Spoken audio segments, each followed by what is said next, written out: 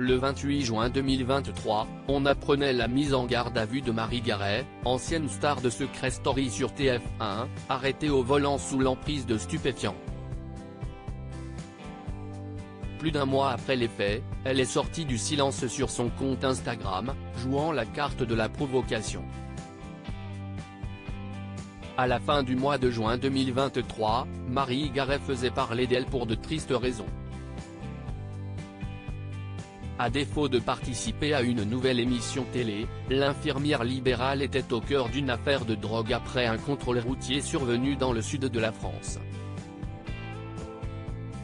Ce sont nos confrères du Midi Libre qui avaient partagé l'information. Aux alentours de 17 h, l'ancienne star de Secret Story, jeu auquel elle avait participé en 2011 sur TF1, sortait du cabinet de son avocat et avait attiré l'attention des forces de l'ordre à cause d'un comportement suspect.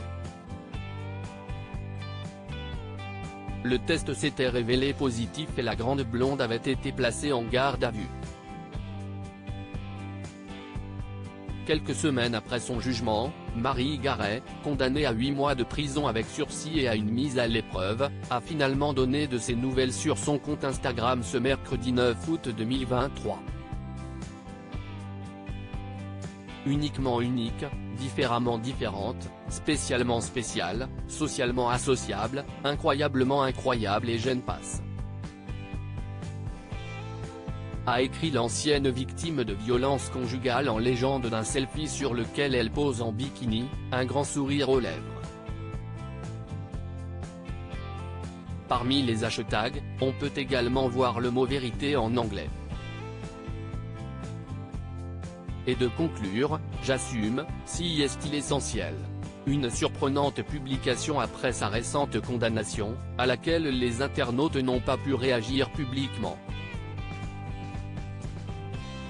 Et pour cause, la principale intéressée ayant enlevé la possibilité de commenter sur son compte.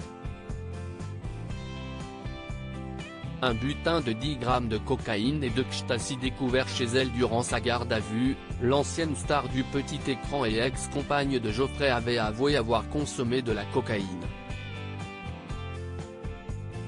Mais ce n'était pas tout, au cours d'une perquisition à son domicile, la police avait découvert un butin de 10 grammes de cocaïne et de ecstasy.